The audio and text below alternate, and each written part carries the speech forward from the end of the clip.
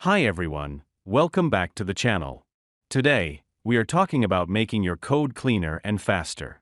Look at the left side. This is the old messy way to call APIs in .NET. But on the right, we have the Refit way, simple, elegant, and type-safe. In this video, I'll show you how to set up Refit in your ASP.NET Core project from scratch. Let's dive into the code. Alright, let's get our hands dirty. We'll start by creating a new ASP.NET Core Web API project. I'm going to name it Refit.demo. For the framework, I'm using .NET 10.0, the latest long-term support version. Everything looks good. Let's hit Create and start coding.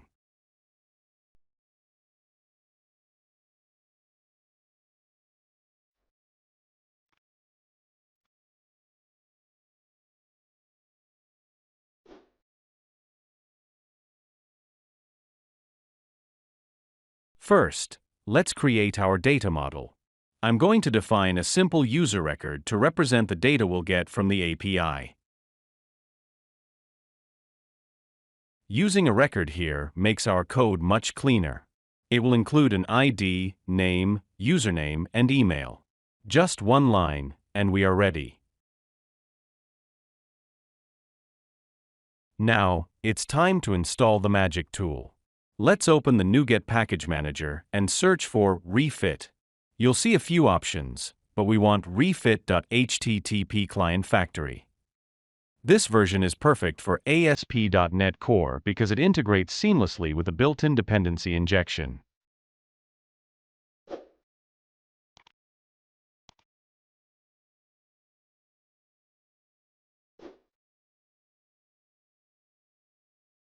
Now, here is where the magic happens. We're going to define an interface named IUserApi. We define our method, return a task of our user list, and that's it. No HTTP client, no manual JSON parsing. Refit will handle everything behind the scenes. Instead of writing a concrete implementation, we just use attributes. For example, by adding the get attribute with the endpoint path, Refit knows exactly what to do.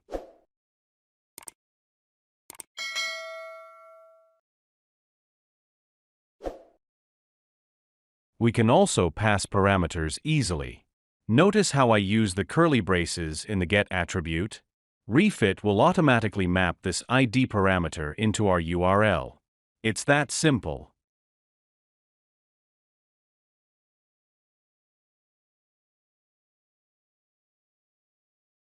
Now that our project is ready, let's open Program.cs. By default, .NET creates this weather forecast sample code, but we don't need it for our tutorial. Now, we need to register our Refit client in the service container. This is where we link our interface to the actual API URL. We use builder, services.addRefitClient, and pass our IUserApi interface. This tells .NET to handle the implementation for us. Then, we configure the base address. I'll paste the JSON placeholder URL here. And that's it. Our client is now fully configured and ready to be injected anywhere in the application. Finally, let's create an endpoint to test everything. I'll use a minimal API map get for this. Notice how we just inject our IUserApi directly into the delegate. .NET and Refit handle the rest automatically. We call our method, and we get a clean, strongly typed list of users. No more manual HTTP calls or JSON parsing. It's incredibly simple.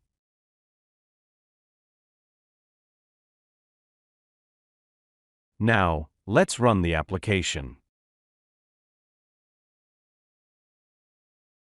The browser will open, and we just need to navigate to the /users endpoint that we created. And there it is. A clean list of users fetched from the API. Look how easy that was. No manual HTTP logic, just a simple interface, and Refit handled everything. That's how you use Refit to build professional API clients in .NET. If you found this video helpful, please hit the like button and subscribe for more advanced .NET tutorials.